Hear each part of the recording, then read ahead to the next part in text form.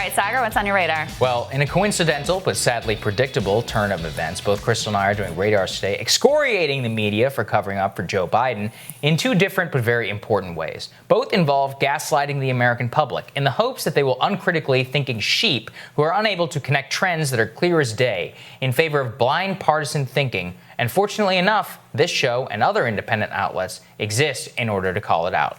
Some of you may remember that the new Trump ad leveled at Biden that we played for you on Friday. For those who haven't seen it, here's a refresher. Ready to go? This is a crisis. This is no time for Donald Trump's record of hysterical xenophobia. Biden's son inked a $1 billion deal with a subsidiary of the Bank of China. China is going to eat our lunch? Come on, man. They're not bad folks. Since the outbreak, the Communist Party has been mobilizing overseas organizations to buy local supplies and send them to China. It is in our self-interest that China continue to prosper. What a beautiful history we wrote together. Banning all travel will not stop it. The president is right. The travel restriction on China, as every public health official we've talked to said, bought the country time. That was a very smart move right there. Hysterical xenophobia. Xenophobia. I complimented him on dealing with China. I'm not going nuts.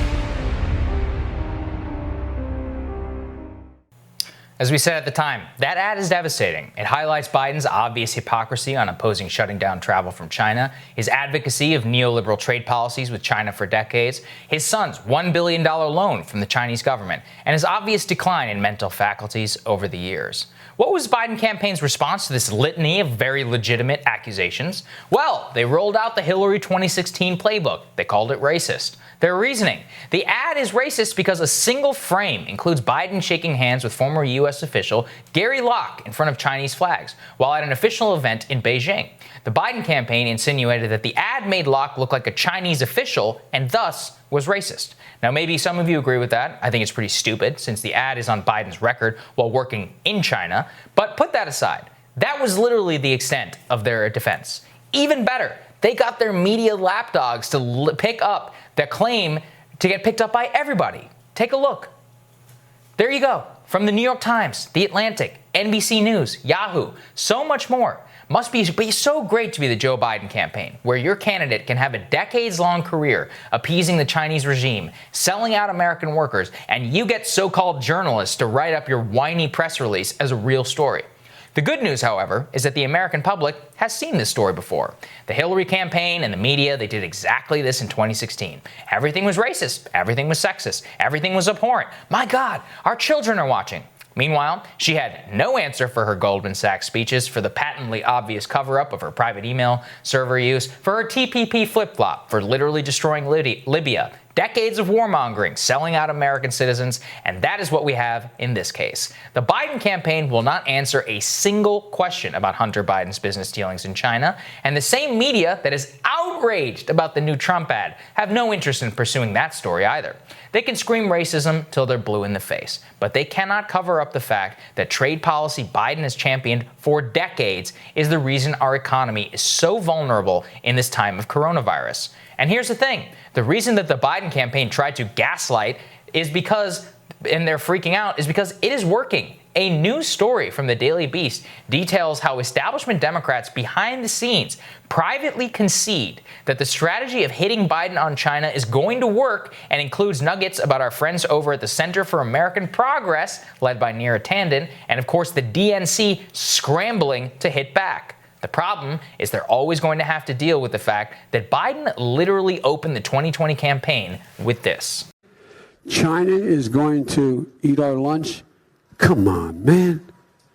They can't even figure out how to deal with the fact that they have this great division between the China Sea and the mountains in the west.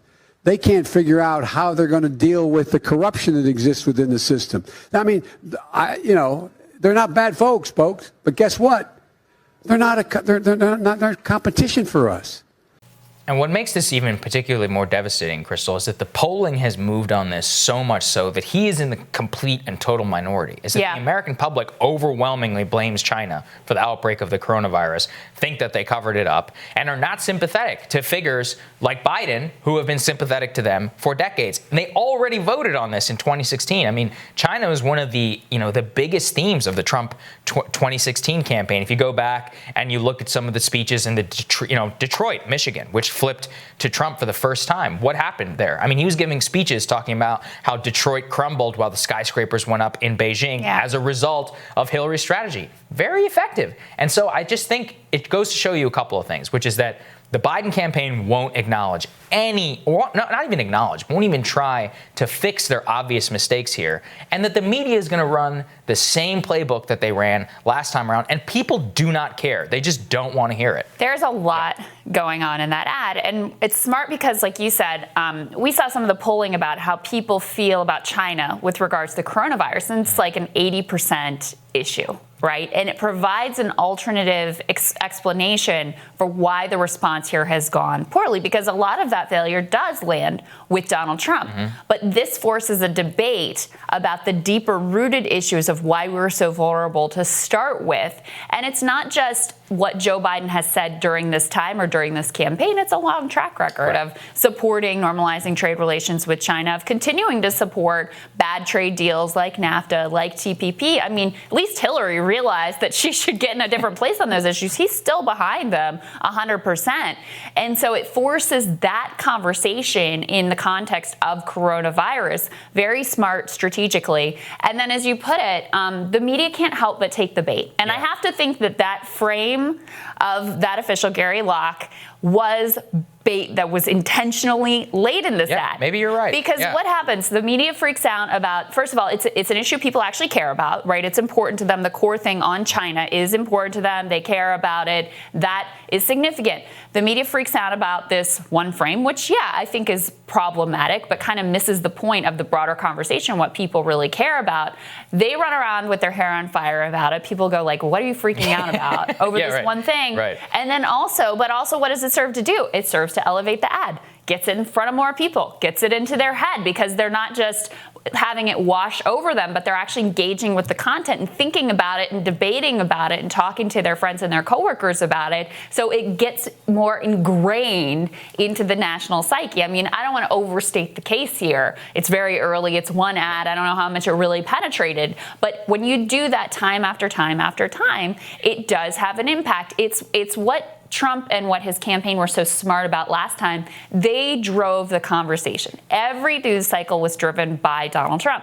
Very early in the cycle, before we even knew who would be really in the race, one of the things that I have always thought and said is that you have to have a candidate who can themselves drive the news cycle, who can themselves pivot and turn the national conversation. You had a chance of that with Bernie Sanders because he had his own apparatus, because he has his own ways of making the media lose their mind and force them into covering things. I don't think he used that nearly enough during the Democratic primary, but he was the only one that really had, only one of the sort of top tier contenders who really had that chance to be able to make the media follow him where he goes.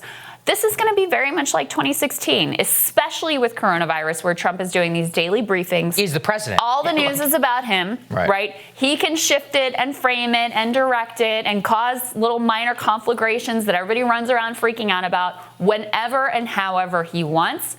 And the Biden campaign is just left to respond. And that's what, I mean, you understand this. They will take this news cycle all day because, like you said, people are going to watch that ad. They're going to see the single frame and be like, yeah, maybe. But like the rest of it, they're like, that's pretty bad. $1 billion loan from the Chinese government, huh? Flying there on Air Force Two. That's weird.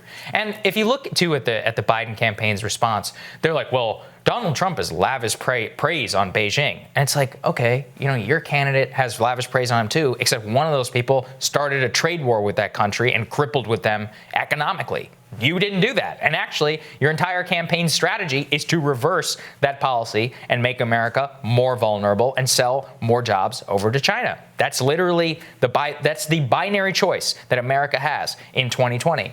And you see that playing itself out across this issue. It just demonstrates again, they will not give 1 inch on saying that they have learned anything. Even to the left, they won't give them anything on healthcare, right? He says he would veto Medicare for all. Oh, he's going to lower the left. age to 60. Thanks, Right, on Joe.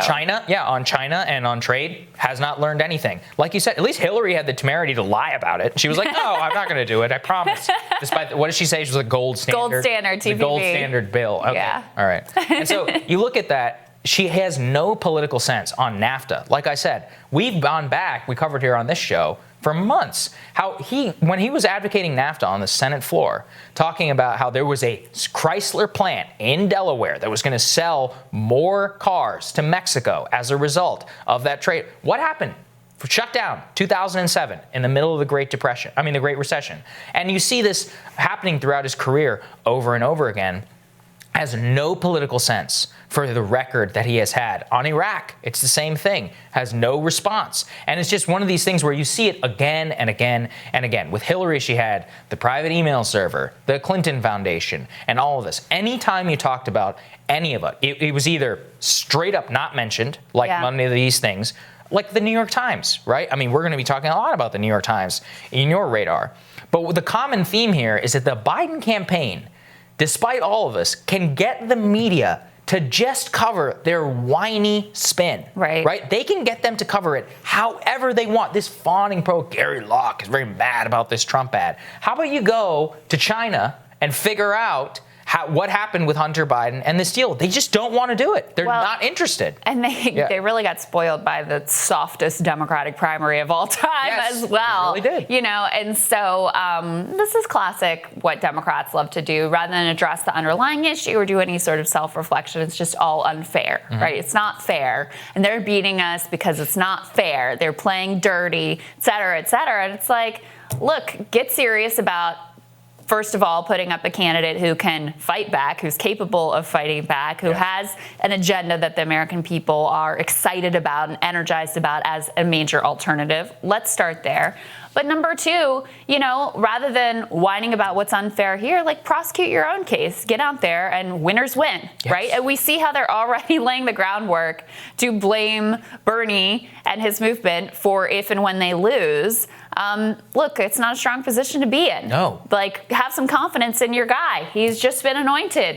This would be the halo moment when everybody is like excited. And yes, we've got our guy and this is the one. Let's go. Doesn't look exactly like that's the tone and tenor coming out from the Democrats. None of that tenor and spells doom in November. Possible doom in November. Possible doom. So shouldn't be so optimistic. Looking forward to your radar next, Crystal.